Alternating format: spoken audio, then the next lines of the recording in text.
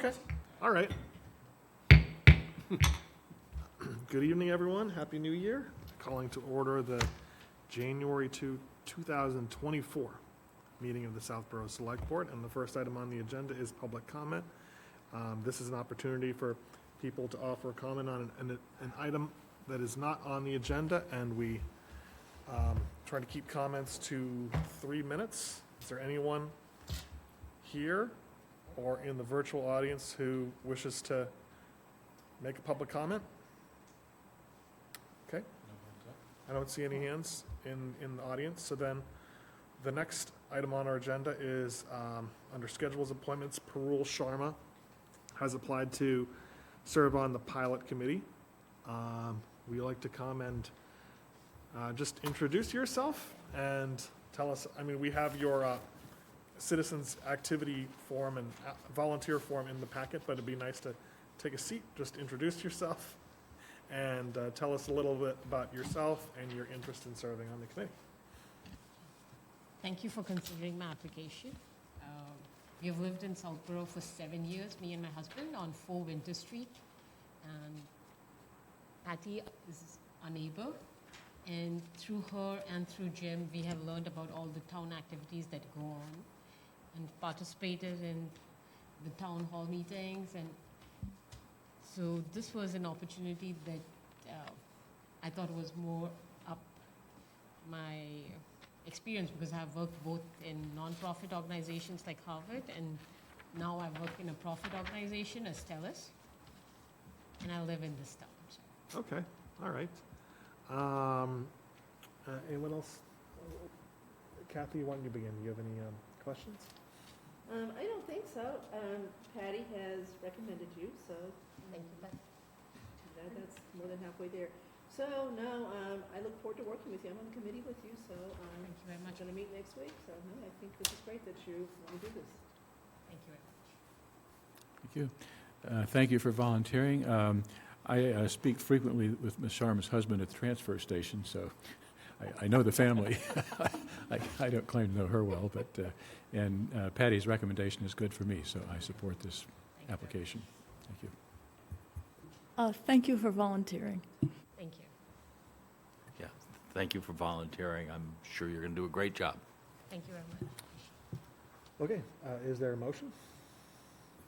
I'll move to appoint Parul Sharma to the pilot committee with term expiring 6/30/2024. Second? Second. All right, all those in favor? Aye. All those opposed? All right, thank you very much. Congratulations. You need to have your instructions? So you need to go down and be sworn in by the town clerk, and He may be there right you now. may still be there, actually. so. So you might check that, yep. He usually needs the appointment letter, so Oh, I know that's not done yet. okay. Okay. So that may be, so I hate to say this because you've had trouble with the email, but we will send you an email with your appointment letter. You can then bring, that'll be coming to you tomorrow. You can then bring that into the town clerk's office and he can swear you in. Okay, and if it doesn't come, I can come straight to the town. Straight to the town hall. We just Yeah. want to make sure you're available for the meeting next week. So, Yeah. so okay.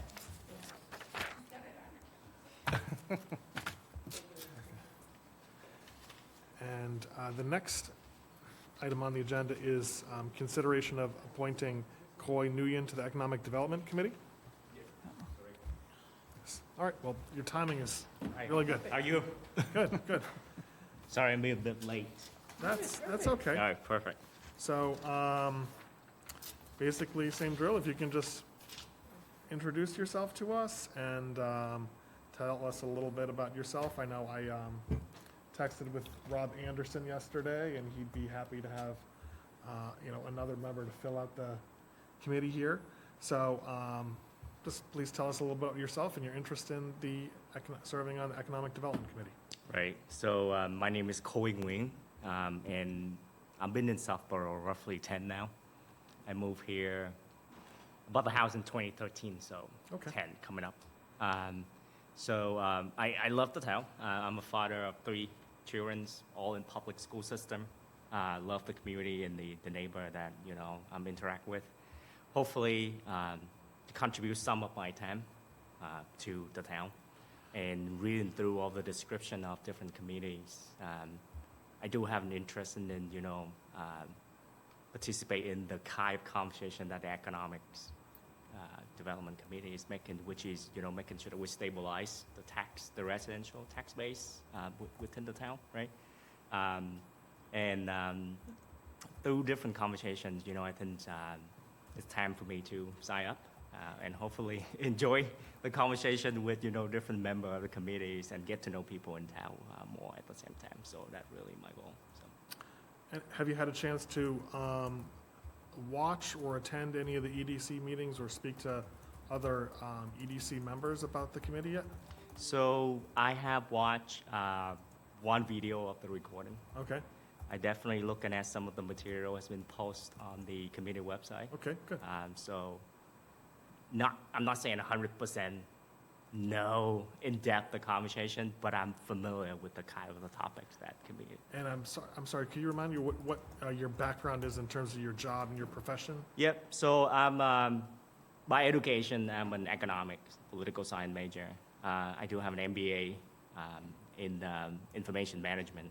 My current job has nothing to do with econ, but then I'm a director of data engineering. I'm managing data project for a company in Boston. Kind of related, but not hit directly. But I believe that with the understanding, hopefully with the data that we have now, hopefully we see something differently within the economic development. Maybe, Al, do you have any questions for Mr. Nguyen? Sure. First, thank you for volunteering. We need all the help we can get, and we need to grow our commercial and industrial base because it's in all of our economic interest as taxpayers.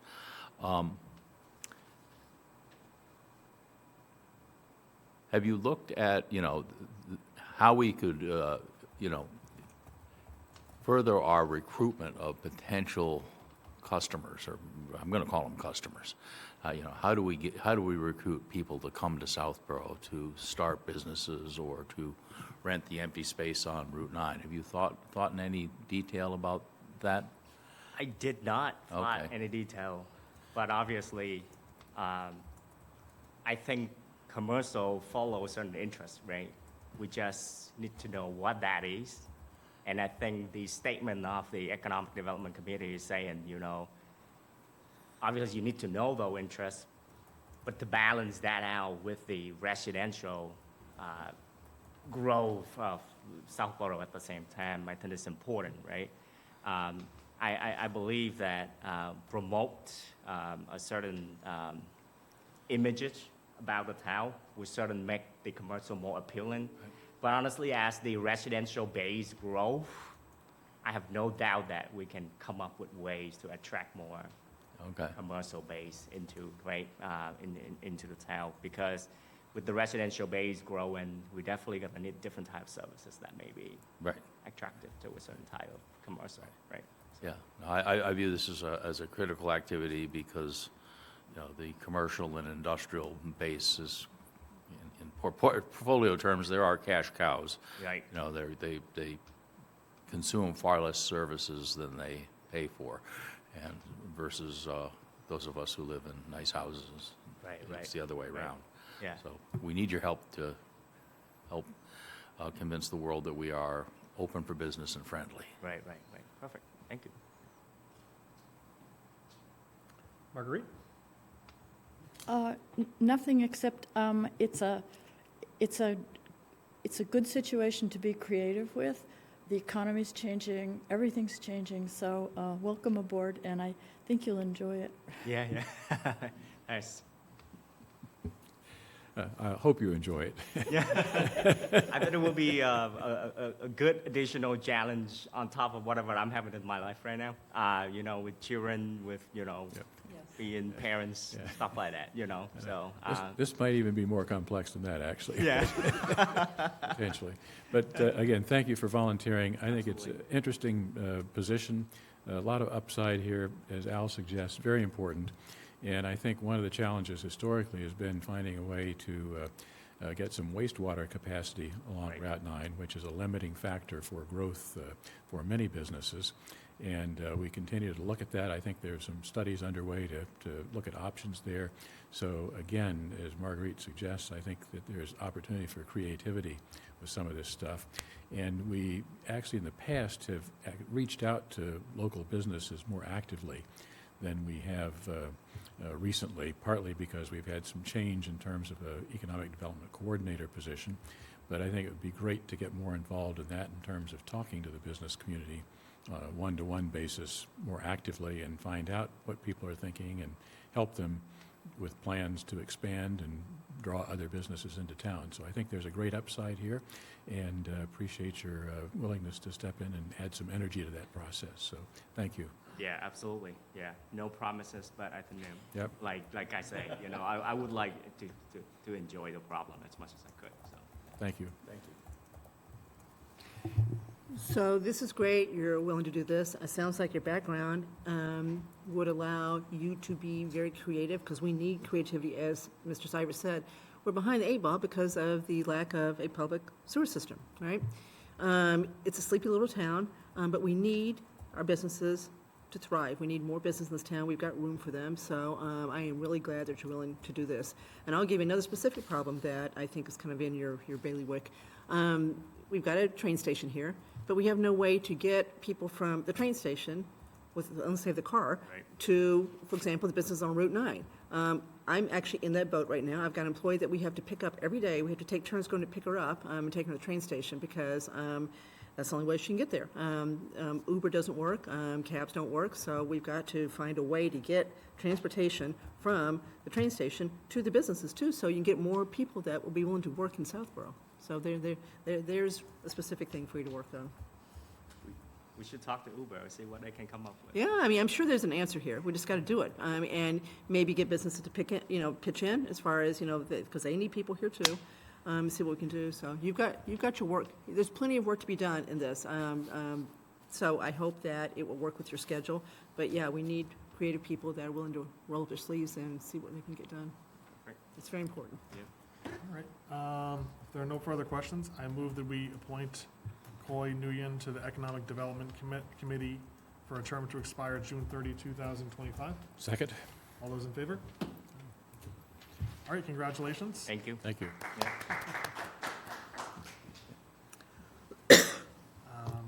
So I'm going to follow up with Leah, the coordinator from now on. Were you, So you will get an email tomorrow with an appointment letter. Okay. You then need to come in and see the town clerk as soon as you can to get appointed. Then you're off and running. We'll get you a town email, get you set up, and you're one of us. All right. Thank you, Mark. all right, thank you, Okay, sir. thank you. Okay. So before we move into reports, one thing that we could, if people are interested, advance on the agenda. So Bill Cundiff is here and available to speak to the item on the agenda, request for use of engineering funds for Atwood Street site. So if we advance this on the agenda, we could have Bill provide a little more background of this, and that allows him to Go home. earlier. Does that sound okay? All right. Does it make sense to just bring Bill over and have him? Sure. Okay. Yep. There he is. Hello, everyone. Hi, Bill. How are you? Good. So we've got in our packet a memo from, I think it's from Mark, that explains, the follow-up from the December 27 Affordable Housing Trust Fund Committee, where, you had reached out to PAIR. I was I'm a little confused, with PAR or PAIR? PAR. Bar for the course. Yeah. Okay, PAR.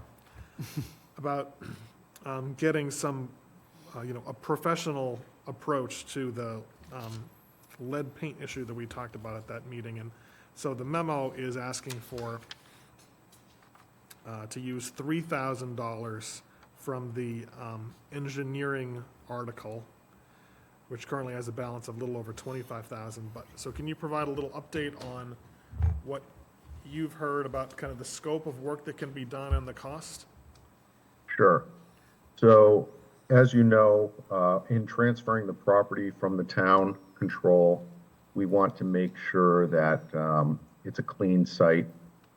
Often, water tanks from this era have issues with lead paint having been used, and during sandblasting and repainting the tank over the years, there may be an issue with excess lead found in the soils on the site. So to alleviate that problem, the $3,000 that you're talking about is a quote that we got from PAR, which would allow us to do some lead sampling of the soils and some cost associated with the collection of those samples. That would be the total of $3,000.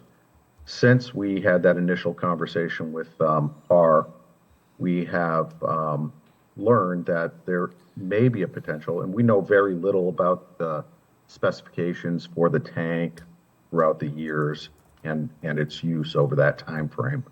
But we have learned that during that era, there may be an opportunity for them to have used some PCBs associated with the tank, whether it be in the paint itself or in some materials used in the construction.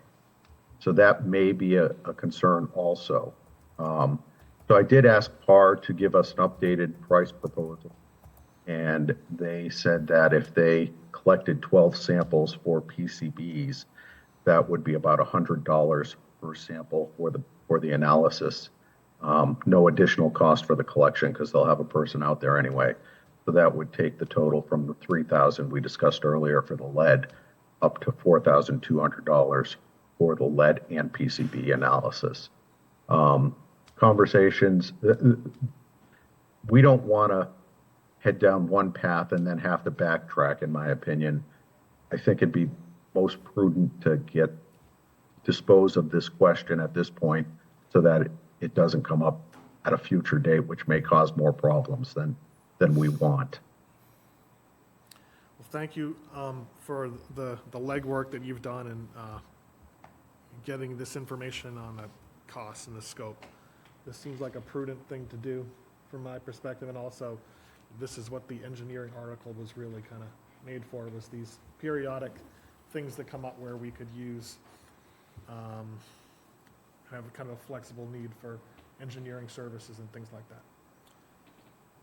Anyone have any particular, yeah? Makes sense Marguerite? to me, yeah. I was told by one of the abutters that when the tank was brought down, it was felled like a tree toward the north.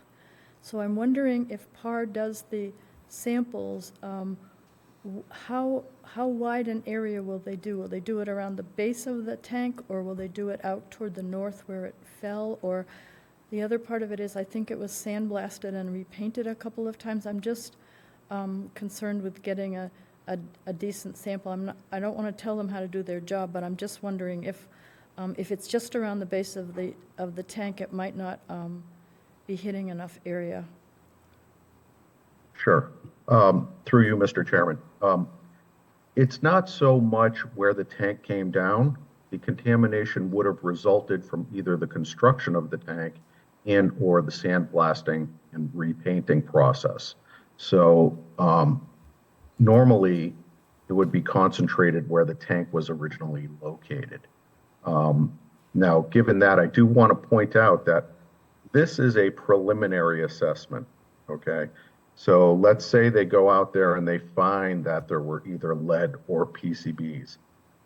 They would then have to do a comprehensive assessment to find out the volumes of soils that might be contaminated, or the areas that you're talking about, what areas might have been affected on the site. It'd be a more detailed and closer look at the site. This is really to determine whether or not there are these items on the site. And when last I looked at this, I think we were talking about a few weeks' time. Is that still the case? Yes, 2 weeks is a normal turnaround. You could Okay. pay a premium and have a faster turnaround, but standard turnaround is 2 weeks. Okay. We don't have a choice to do this, and I'm fully in support. Okay, so are you asking then for up to 4,200? That's the proposal I got from Okay. PAR, All yes. right. Yeah. So, Mr. Chair, I'm sorry. Yes, Al? I'll move. Well, just before, unless- does anyone else have any questions? Al, Kathy? I have a really important question. Okay. So Bill, what the heck is the motorcycle on there for? That's his motorcycle. That's It's yours? better than looking at my face, I guess. Okay, all right. Just want to get that clear. Yeah. Is that an official town vehicle now? This sounds reasonable to me, so I support it. All right. I move that the select board approve an expenditure not to exceed $4,200 from the engineering services article to do testing for lead, paint, and PCBs on the site, at Wood Street site of the former water tank. Second. All right, all those in favor? All those opposed? All right, Thank thanks, you. Bill, Yeah, Thank you. yeah. Appreciate it. and Happy New Year. Happy New Year, everyone. Okay. So next, under reports, under Chair's report, just two quick things I'll mention. Most of you are probably aware of. The work on the St. Mark Street Park is done for this season. A lot of great progress has been made, and just one thing I wanted to make people aware of that there was a comment about recently is that, so the plants that were planted there obviously were planted in the middle of December, but Belco, the landscape company that put them there, has assumed liability for if they do not survive the winter, that they will come back at their own expense and replant those. And also, as some of you may have seen, at our last meeting, we approved a 90-day interim license, Class 2 used auto dealer license for RZND, but apparently, if you've gone to the site now, they apparently have left the location and the property is now up for lease, which is, I can say, was not anticipated for when we considered this last time. Does anyone else have anything to add under a members report?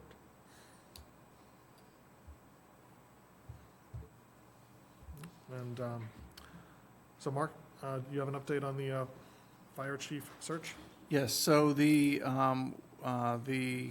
at the last meeting, the board authorized me to execute a contract for the search process up to $20,000. Anything over 10 requires three quotes, not formal bid process, but quotes. The holidays have slowed down. I have two, waiting for the third, should receive that this week.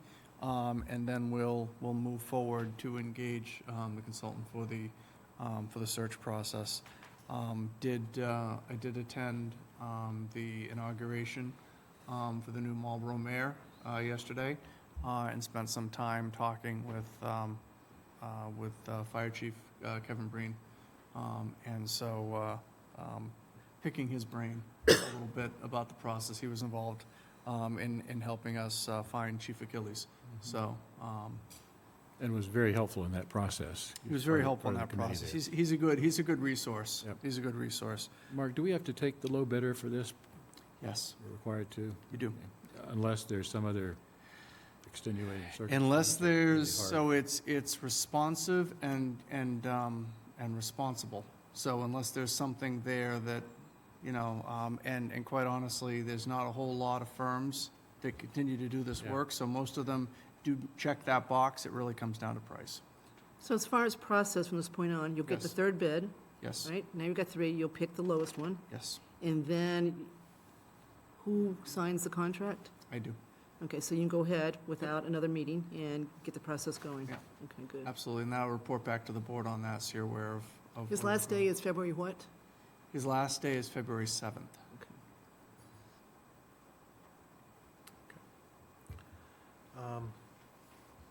On the consent agenda, I'm going to hold A. I have some minor edits to the minutes for December 19th. Anyone have any items they wish to hold on the consent agenda? C, Building Department. Okay. Any others? I move that the board approve consent agenda items B, D, E, and F. And G? Um, Do we have a G? Are we looking at a different version than? Oh, F, sorry. Okay. I'm missing one here. That's an old version. I'll second that. Thank you. Phantom one. All those in favor? All those opposed? Okay. So, A, the minor edits that I would have on line 14, after she, instead of just she has no primary care provider, I would say she has no primary care provider who accepts Aetna. And on line 27, I'd say, Mr. Dennington asked about the figure of $1 million in the slides presented. Any other edits? Yeah, line 104, DPW. Yep. Unless we have a new department. That's it. Okay. Any others? I move that we approve the December 19 minutes as amended. Second? All those in favor? Okay, and Sam, did you hold the, Yeah, Building Department fee Yes, schedules. yes. Just to reinforce my understanding of what we're doing here is trying to get in line with other communities around us, and I think that's a good objective, and I certainly support that.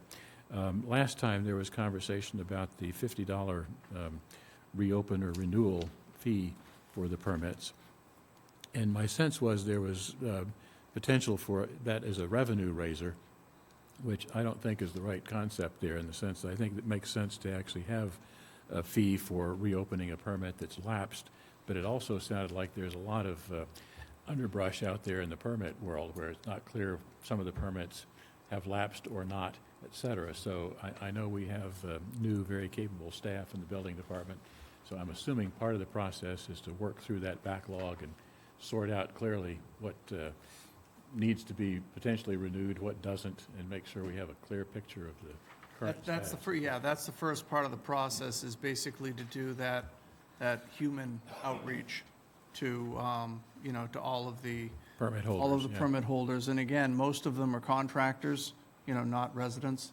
And to engage them, I think it's as much a convenience to charge the $50 for the opening fee rather than having somebody go back to the beginning and start again. Right. So, and Kelly O'Brien, is just come on, and she's willing to dig in on this. This isn't new for her. She's done this in other communities Yep. as well, so. Yep. And Mark, I guess I see this as one of a series that we're now uncovering of situations where we may have done things differently in the past, and it's important, I think, to communicate to people going forward, and in some cases have a transition process for the old world to the new world here. Make sure people understand, what we're doing here. And if, for example, I don't know if this is the fact, but just sort of hypothetically, if we've not been worrying about this stuff historically, and people, have had lapsed permits and come in and restart a project and don't have to pay the fee, there could be some backlash there. But again, I think it makes good sense to have the reinstatement fee, and if we have an expiration, we ought to enforce it.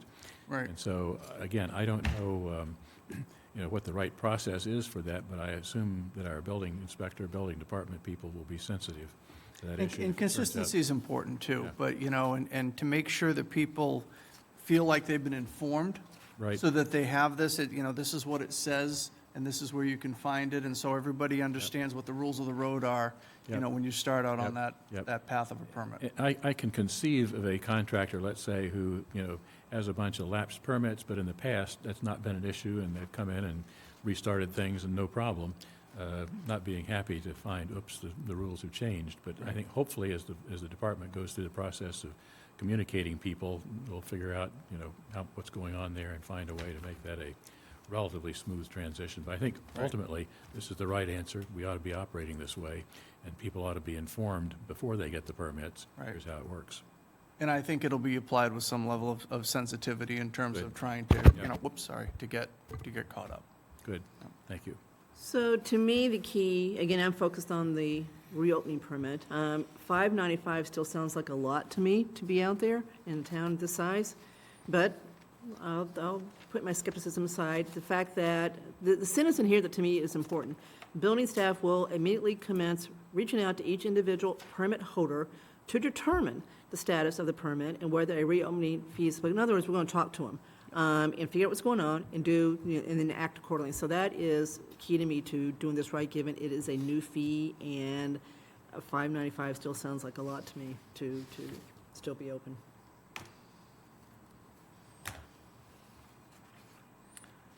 Okay.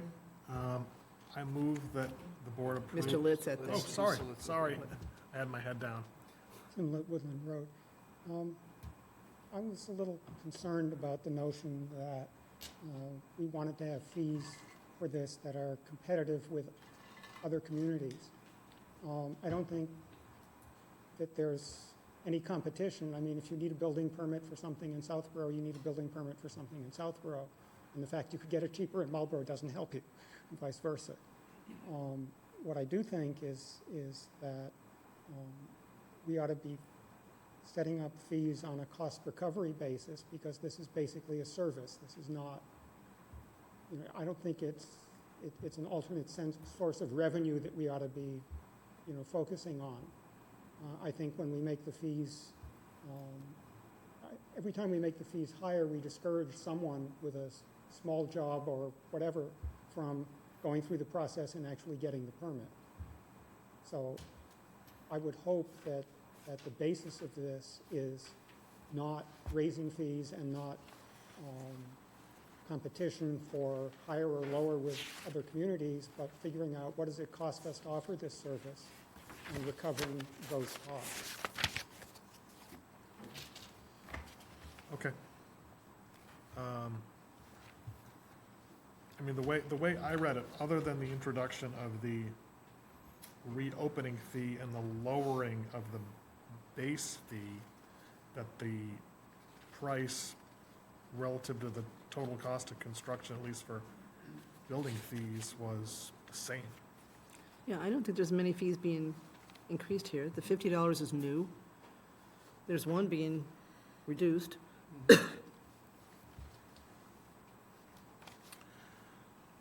Okay. Mr. Cleary wants to talk. I guess my point here is, do we know what it costs, to run that part of the building department? And do the fees cover it, exceed it, or are they less than that? Because I think that's the way we ought to be figuring out what the fees should be.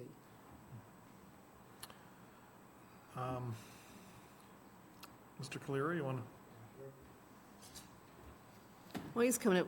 Let me, as a former advisory member, at least answer Tim's question, not ignore it. So, yes, we know what the cost of the department is because it's not a big department. It's pretty easy to figure out. So that part is yes.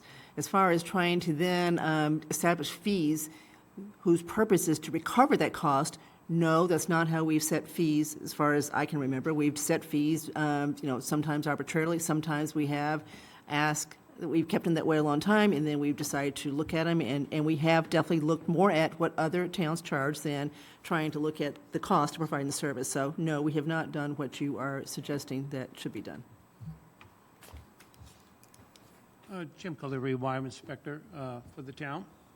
A couple things that are missed on this is that on the electrical world, if you had your permit lapse, and we find it, and we're finding with even with the building and plumbing, we're finding a lot of these coming through because people selling their homes, and they come in and, you got to get my permit signed off, which they should have been signed off. Now, in the electrical world, it was addressed by the state years ago. So if you have a permit that's 3 years old and lapsed, because after 365 days, no activity, the permit is automatically lapsed, unless you require an extension, which you can easily do.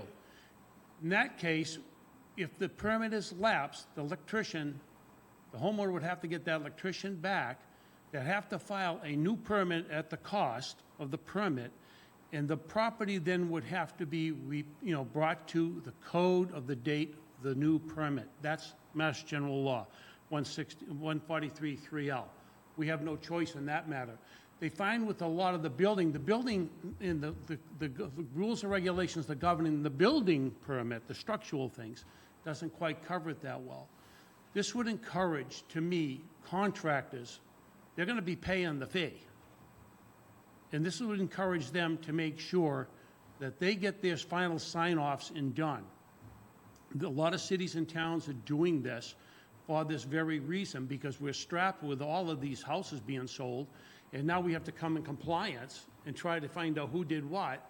The building and the people have left maybe a year or 2 years before, so who knows what's come back in and done some work illegally on the property. So this is a good incentive, more than I think, in my opinion of it. And in that packet, you have the opportunity now to, Kathy, you said about the problem you had with your wiring permit, that you had to pay some more money.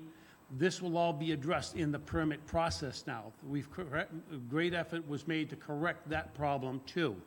So I think it's a golden opportunity to help the citizens of the town make sure their contractors, as an incentive to the contractors, get yourself in there and call for your final permits.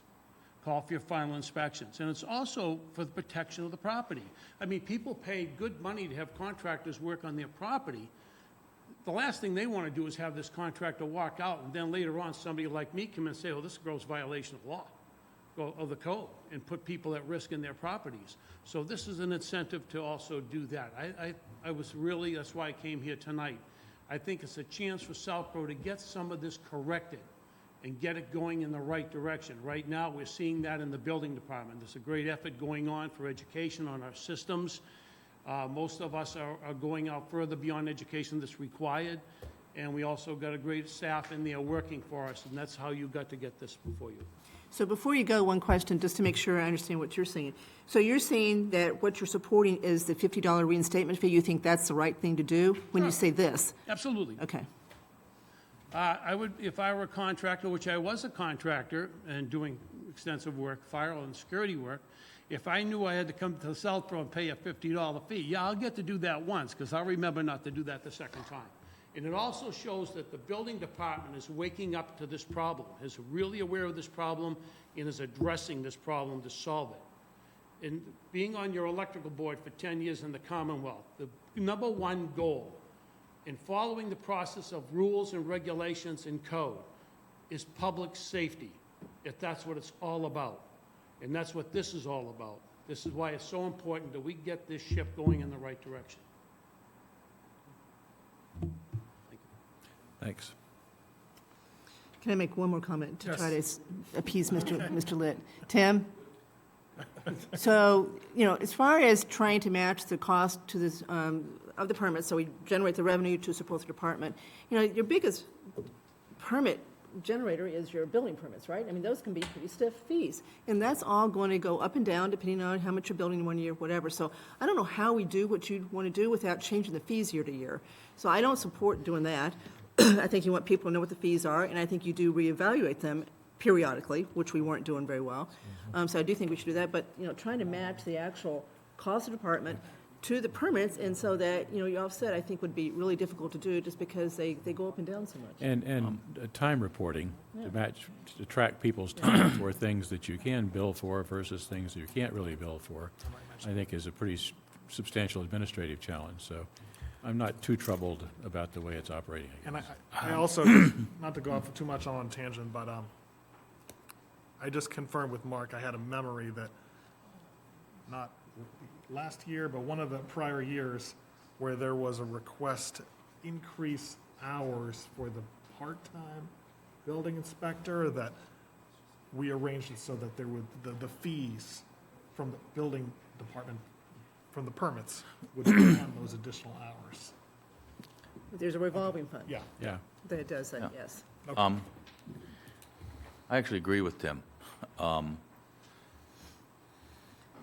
You can't do it year to year, but what you should be, the question we should be asking is, say, over a 5-year period, how much money did we take in from fees? And that number ought to be reasonably close to how much it cost us to operate the building department. But the building department does other things besides inspections, so I still think you're getting into a can of worms here, Yeah, how to do this. It's not perfect, but I think we ought to at least ask the question of how well aligned those two things are. And you know, I don't think it's a difficult No, it's ask not. to do. The revenue goes through local revenue. It's a number that's on the spreadsheet. Yeah, You just look yeah, at it. there's, And it's a few $100,000, so it's probably not that far away from truly paying for Yeah. the salaries in that department. But I think that, first of all, the building department came up with this, and it is in line what other communities are doing. And second of all, Mr. Clear is right, that the building department exists purely to provide safety to the residents of the town. And that's what it's supposed to be doing. It's not supposed to make cash, it's supposed to be a safety check. So that's what this is doing to me. Okay. Have we reached at least for the fees Yep. for this year, these are all good points, but. Yep. I move that the board approve the new building department scheduled fees for 2024. Second. All those in favor? All those opposed, none, so that passes. Thank you. I Thank think you for that coming. takes care of the consent agenda. no, don't cross my line. Okay. So the next item on the agenda is, we've got in the packet the first, I would call this very rough draft of the warrant for the annual town meeting on March 23rd at 10 a.m. You know, there were definitely some things in here where I was not as familiar with to see them here. The things which I had been kind of keeping track of to make sure a lot of them are here, like the PWPB, the authorization to bond pension obligations. One I was not sure was in here was a bylaw to automatically have the set aside in the CPC money for community housing go directly to the Affordable Housing Trust Fund. So my understanding from council, the last time we talked about this, is you cannot Can't do do that, yeah. an article that authorized that. You can put one in every year to do that, but you cannot do one that authorizes it in Understood, but perpetuity. are we doing that in this year? No. No, okay, So, But we do should, it. but we we, should. yes. Yeah. okay. Is that an article, we can put something in, but I believe that article is going to have to be generated by CPC. Okay. So, Why does it have to be generated by CPC? I'm not sure it does, so we should find out. You should check that, yeah. Yeah, my understanding is that the articles, I mean, if you're going to expend CPC funds, it needs to be approved by CPC. in order That's to come different to the from floor. generating the article, I guess. What's that? That's different from generating the article. Correct, Yeah, yeah. yeah.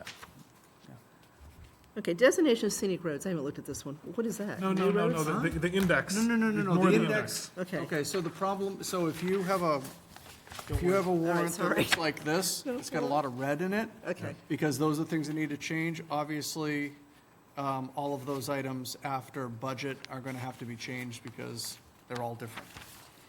so I whipped through this, I may miss it. Do we have the one in here to increase the tax work-off amount to $2,000 No, and because we $20 an don't hour? need to do that. That can simply be done by a vote of this board. Okay, because Haggerty said we had to do it this way. When he came to us, when the law passed, when the state passed it, he said we got to do it with an article. My last understanding, the conversation between the principal assessor and the finance director is that it did not So require a can town you meeting vote. confirm all that? Yes. Because we should definitely get that on. Oh, absolutely, that's why it's not here. Okay. Yep, I will confirm that, though.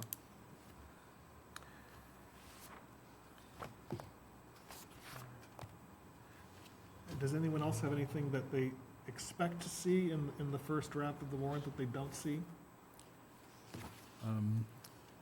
We had talked about amending the charter for the Affordable Housing Trust Fund to include management of projects.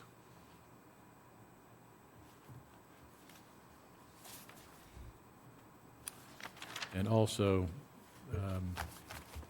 maybe something about the appointment of Affordable Housing Trust Fund members. Yep. Okay. That's a bigger item where we haven't really made a lot of, Well, we kind of dropped it. Last year, Ms. Brascio brought it up. She Yeah. liked what she thinks the whole thing should have been reformatted, that, the structure we have now is not working really well. And so she looked at Westboro and liked the way they did. They've got it all mushed together in one entity. They don't have a separate SHOPSI from As funding does mechanism. Lexington, I And they think, used yeah. Lexington like that. So I think it's worth a discussion as far, we may not get it done on this one, but maybe it's a special. We think we're going to have a special right now, so we can start thinking about that too. But I do think it's worth a, time spent to talk about whether there's a different structure that we really should, Agreed. Mhm. Okay.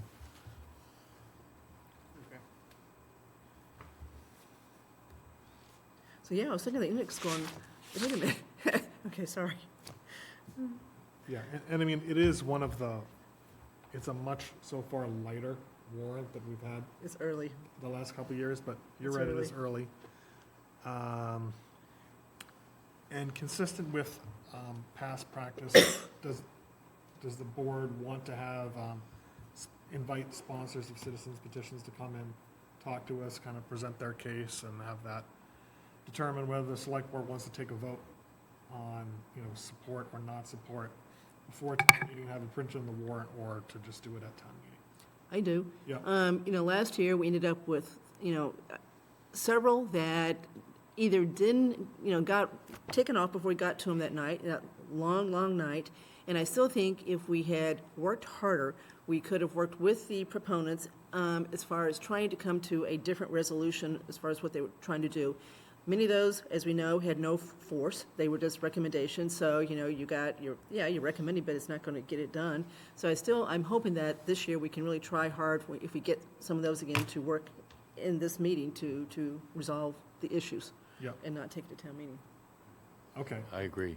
And I think that, that's a good segue too. So far, the only citizens petitions that we have are Mr. Palmer's citizens petitions that are all about the South Union School. I mean, just reading them in preparation for this meeting, I think the text of one of them is already kind of outdated in that it's due to the action that we've taken with respect to the committee, that I think that some of the premises in the citizens petition are not totally up to date. So maybe if we bring them in and have a discussion about that, we'll see if, we can work something out. Yep.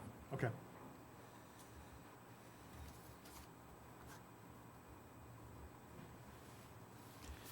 And Andrew, I guess my point probably to that is anything we can do to accelerate the town meeting process in advance to create better alignment of particularly citizen petitions and others, so requiring less discussion, debate at town meeting, I think would be helpful. Yep, and I know everyone's saying it's still early, but, the fact that so far it looks like it could be kind of a lighter agenda for the town meeting, not necessarily a bad thing given the length of some of the prior town meetings we've Yep. had in the last couple of years. Yep. Hope is eternal, Andrew. Yes.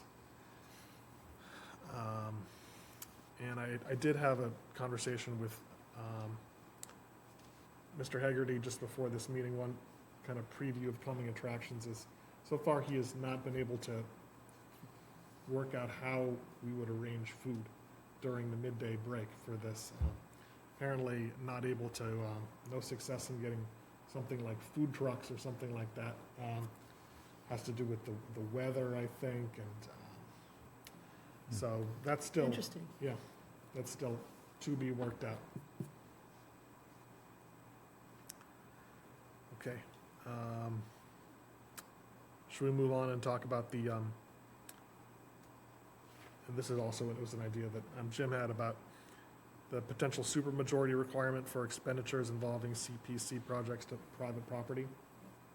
Okay, and I know we kind of began discussing this at a prior meeting, but, Sam, do you want to begin the discussion? Yeah, I mean, this came out of most recently the St. Mark's Church bell tower conversation, a narrowly passed warrant article, and a lot of strong feelings on the negative side, people saying that we should not be spending town money on private projects. And I think the CPA Act gives flexibility there for things that have a public purpose that may be operating on town property. And in fact, we and many other towns actually spend a lot of money on private property from CPA funds. So it's not that it's, without precedent, certainly. But I think there can be an argument made that maybe the barrier, the threshold should be a little higher for that. And I think it's a useful conversation to have, and there may be some chance that a citizen petition would pop up if it doesn't wind up on the warrant. So I think we're better off getting in front of that and giving people a chance to opine about that.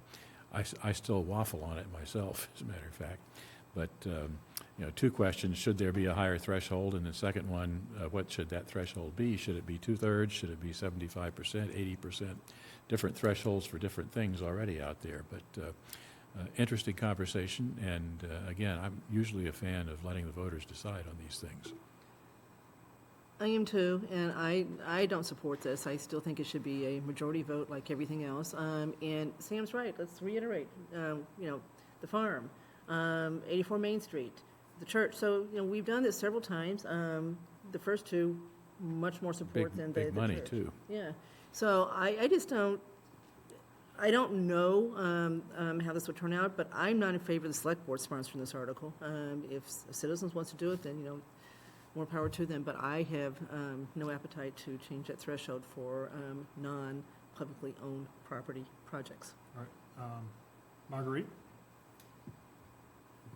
I think there were some possible projects in the pipeline that brought this to the attention of people who were concerned about it. That's the only thing. I don't know. I guess I agree with Kathy. Let the voters decide, but it is, it's hard to get a 2/3 majority. Mm-hmm. So I'm just saying it's hard to do. Al?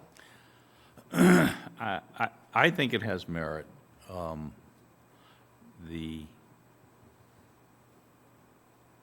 I think that using public money on private property is going to be potentially controversial, and I'm not sure we need to get to 2/3. I personally would live with 60%, but I think this is something that is worthy of putting before the voters to see if town meeting, how town meeting wants to proceed. Yeah, my own view is probably closer to Kathy's in that, I think if there was to be a threshold, I agree with you, Al, would be closer to 60% rather than, but it gets to the point where if you're suggesting a really just Yeah. a small supermajority, Yep. why not just have it, people are smart enough to know that you can make the case at town meeting that this is not a wise expenditure because it involves an expenditure on private property. I had an interesting discussion about this with Ben Smith, the CPC chairman, who made a good observation that, of the different buckets that you can use it on, for a lot of historical preservation, there's a lot of historical assets that are privately owned, and that the practice of the CPC has been to require preservation restrictions before recommending CPC funds be used on private property. So I think that's a fair balancing of it. And if there is a citizen's petition that comes, we hear what that person has to say. Yes? So one thing that is a characteristic of town meeting is stacking, where, people show up for the single vote, and I don't begrudge them that it's their right, but I kind of want to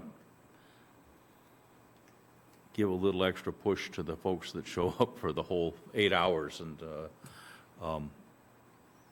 I think this is a conversation worth having. I'm not sure that we're going to win. I've gone down in flames many times.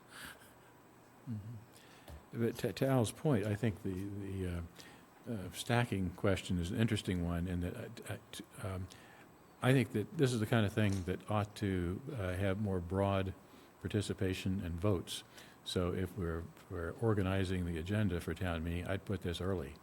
to have as many people as possible still around for it to get as broad an assessment.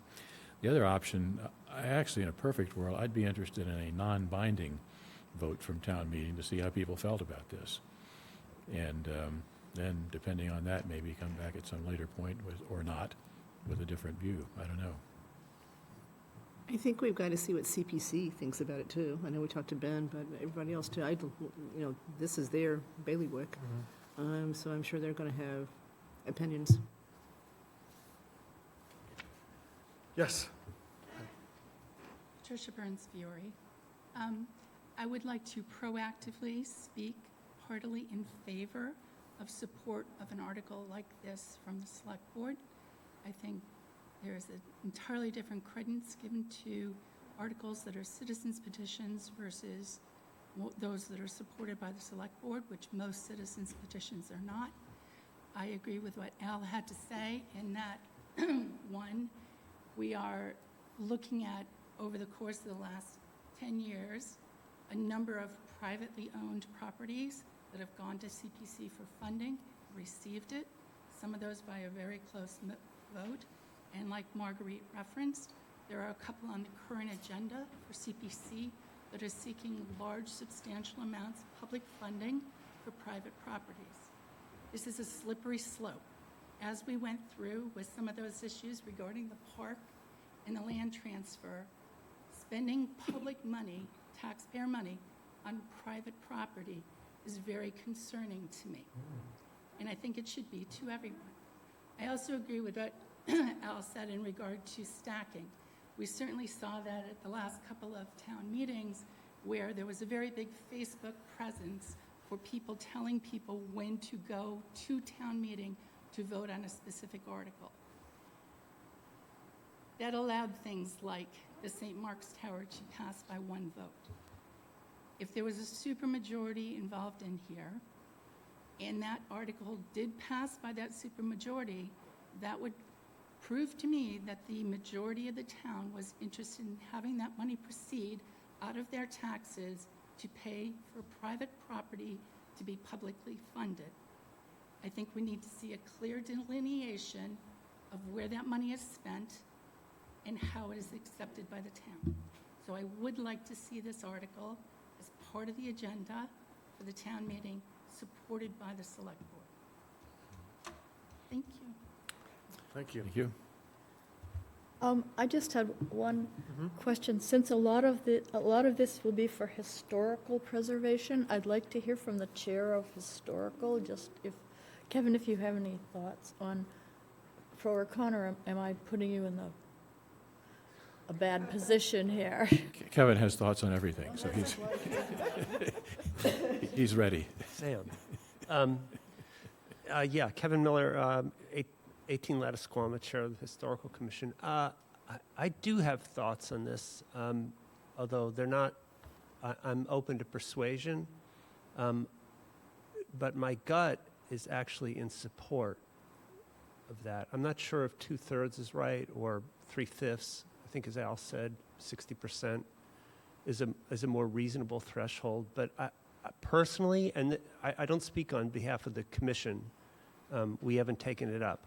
So these are just my personal thoughts, that I see some merit in a somewhat higher threshold for projects undertaken on private property. And I don't think, for instance, 3/5, a 60% margin is that onerous a barrier, but it gives that little bit extra so that people feel that the expenditure of public funds on, preservation of private property, that stronger level of support is something that I'm personally inclined toward, although again, I'm open to a robust discussion on the topic. So that's all I got, sorry. Helpful, thank you. All right, so as the next step, do you think it makes sense we'll follow up with CPC and see what their views are? Okay. Yep. Okay. What is the deadline for a citizen's petition? Um, Is it February 7th? Before the warrant closes. For the bylaw, I believe it was 30 days prior to the town meeting date. Yeah, because you which is March 23rd. So it's pretty late. Yeah, after the warrant closes. Remember, we thought we were wrong. We thought it was a certain time, and then Jay corrected us, so you've got a long time before it closes.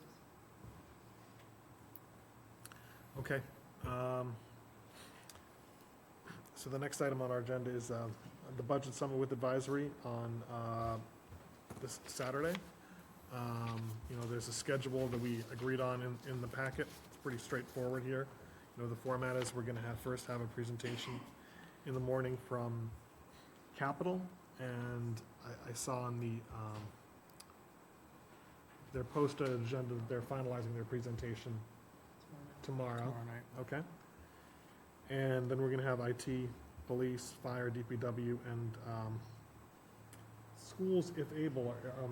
No? Okay. Yeah, I think that given the timing for the schools knowing the numbers, Yeah. it just, Voted. They need to have that first vote before they come. yeah. And this is a consequence of us coming in very early for this. This is early. It is. Yeah.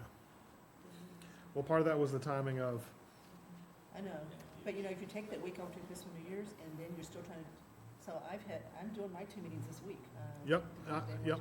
tomorrow. I did, Marguerite and I met with fire, with Chief Achilles last week. That looks very straightforward because it's just a proposed increase of 4%. All it really did was, Chief Achilles kind of budgeted a lot of items based on actuals over the last couple of years, so it's just more accurate, and which results in some items going down, some going up slightly. So there's not really that much controversy on that. And then Al and I are meeting with Howard Rose, and I believe Andrew Pfaff is going to be there too. It's not until Friday morning we're meeting with, and that's obviously a significant one. Cutting it close. Yeah, well, it's been difficult to schedule. No, I know, Yeah, that's why this Mhm. yeah. Okay, so I don't know what more there really is to, you said about that. Do you know what the plan is there for nourishment for that too, or we'll be all set? Nourishment is probably going to be pizza Okay, and maybe some There's things, water there. things to nibble on. Bring their own drinks if they don't want water. okay. Bring my own peanut butter sandwich. Yeah. The less we give you, the shorter it will be. Oh, that's a good way. Yes. No water, no food. It's like why all the seats in church are uncomfortable. Turn the heat So, up. Yeah. Yeah. Yeah. Okay, We'll take care of you. all right. The next item on the agenda is this naming of and this could be one of the last times it's referred to as the St. Mark's Street Park. We hope. Because when this whole thing began, a long time ago. You and years Marguerite ago, were yeah, young. That when Marguerite were on the working group with Kevin and James, that we talked about what a bad name to be calling it. So, a while back, at the last meeting of the St. Mark Street Park working group, the working group recommended to the select board that it be called Heritage Park. And I remember sitting in on those discussions. What do people think of this name? So it's my, well, first of all, remember the Yep. charge for working group was to suggest a name, so you did Yes. your job, right? Yep, It's my understanding, but Marguerite, correct me, you were the chair, the vote was 4-1 for Southborough Heritage Park? With Bill Sign wanting maybe something different? 5-1? Okay, that's even better, right? And I assume 4 of the 5 are sitting here tonight? I don't think I was at that meeting. Okay, so 3 of the 5. Yeah. Okay, so, sorry. James has it up on his screen when, that was what, 28th June, was it? June 28th, it was voted that we liked that, and I think Historical also voted to support that name. 5-0, yeah. So I think it's a nice name, and just from, it's a pleasure walking around that space now and seeing the, very. The wall is beautiful. They Yes. did a outstanding job on that wall. So, and there's a lot of kind of, content that can still be filled in terms of maybe dedicating trees and in Benches. particular people, benches, things like that. We've got And also- requests coming forward for a bench naming next time. And that we have, there's still work to be done. One of the original ideas of this was to have a place where there can be some historical markers or things like that, so it can have an educational purpose as well. And then maybe this is something Historical Commission can help out on as well over the next year or two. I mean, to cut back on the price of it, remember there was a sundial that was supposed to be in one of the circles that we intentionally took out. I think that helped get the price under the price that we needed it to, but also to have this, once we've got this space laid out, to get some thought about, is there something else we want to put there or something like that? Marguerite, was the vote Southborough Heritage Park or Heritage Park? Yeah, sure. I think it was just Heritage Park. This is what I came for, so. Thanks for the other question, but, yeah, we had recommended Southborough Heritage Park. And just for some context, there are 6 municipal parks in Massachusetts that use the name Heritage. Closest would be Upton Heritage Park. There are also 8 state parks that use the word heritage. For instance, Lawrence Heritage State Park, Blackstone River and Canal Heritage State Park. So so I thought part of the reason the Historical Commission recommended using Southborough in the name is that we're really talking about Southborough's heritage. And again, the reason that we had initially, come upon this name was that we'd hoped to embrace all the components of that site's long and fairly complex history. So, the Nipmuc history, the colonial settlement history, the history of the town's incorporation, the story of William Washington, which, some of you have heard a little bit about, which we're quite interested in, and the, 750 artifacts that were recovered from the site and that I hope to see displayed at Fayetteville Hall sometime in the future, at least some of them. So we thought that was a name that would incorporate all aspects of Southborough history. The other last thing I'd say to you is that this year, this October, will be the 50th Heritage Day celebration in Southborough. So it really lines up beautifully. Presumably the park gets done this summer, and then we can all come together on a nice fall day in October and celebrate Heritage Day partly at Southborough Heritage Park. Thanks. That makes sense to me. Sounds good. I think Marguerite should make the motion. Okay. I move that the Select Board support the name Southborough Heritage Park for the new park in the middle of town. Second. All those in favor? All those against? Committee members have reached closure. Yes. I did have one question. I'm curious about what the benches will look like, but I don't suppose that's a discussion for here, is it? This has gone back. We need a committee. We need Let's do a committee, for Sam, you're bench right. A committee. bench committee, thank you. We've got 4 volunteers here, I think. Okay. I think this, are we done with this discussion? Yeah, we'll probably have to figure out where the signs are going to be, but we can do that later. Yes. That's a detail. Yep. Hey, Andrew, I make one editorial comment here as well. I've made it a point to actually drive by the library during a couple of the recent rainstorms, which have been substantial. And the former puddling problem at the bottom of the library parking lot there by the door, I saw no evidence of. That everything seemed to be working fine. Marguerite, I'm assuming that that's the view of the library management group. Not a as well. drop came So- in from the way it used to flood, so that, really to good. me, is the, sort of the icing on the cake here as far as the real reason that I got interested in this a number of years ago. And so that's, to me, great news that is going to save us a lot of money and headache going forward. So I'm excited to see that result. Excellent. Okay, the last item we have on our open session agenda is consideration of intermunicipal agreement for Algonquin Athletic Complex project. Marguerite, do you want to, I'm sorry, Kathy, do you want to provide an intro to this, or? Yeah, this one's easy, Okay, sure. okay? Although And I did have before you mentioned some questions about the numbers in there. and I- they're slightly it off, didn't and so, but match up. I know there's a reason, so I'd say, let's go ahead and vote it. I'll make sure they're right. I worked with them on this thing, so there's just a couple questions I've got. But long story short, if everybody recalls that, I believe Article 14 on the warrant last year provided CPA funds to pay for our portion of the tennis courts, the basketball courts, and the pickleball courts. $218,000 or so was the amount of the article. Northborough chose not to do it that way, so we then had an issue because the agreement with Northborough that we've signed as far as how we share the Algonquin expenses is fixed as far as what you do. And so without this, we would basically be paying for it twice. So this basically fixes that. It basically separates the cost of those courts so that there's one bond that's being floated that will pay for Northborough share, and they get allocated that entire amount. We've paid for our piece of it, so we're done.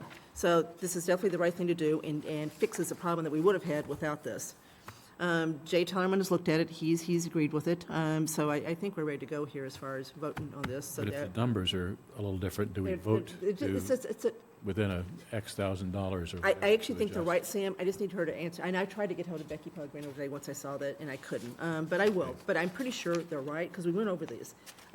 The debt is shared different percentages depending on the population from the Right. previous October 1st. So I think we've got 2 October 1st in this, and that's why you see that. I mean, Okay. I'm talking, 0.6% Right. here. Yeah, So it's really, My question was simply that do we approve this, if we're going to approve it, subject to amendment within, $2,000 or some small amount to make the numbers exact, if necessary?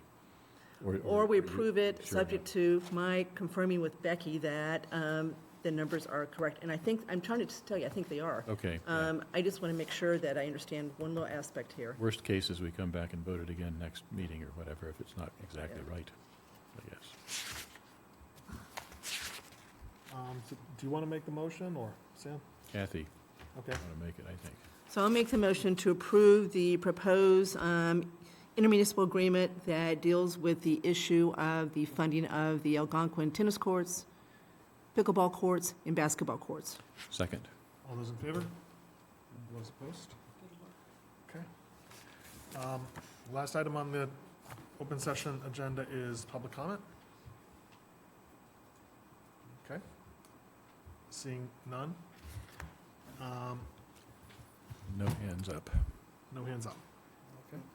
I move that the board enter into executive session per Mass General Law, Chapter 30A, Section 21, and not returning to open session for the following purpose: to review and approve executive session minutes from December 5, 2023. Second. Roll Roll call vote. Okay. Dennington, aye. Okay. Stivers, aye?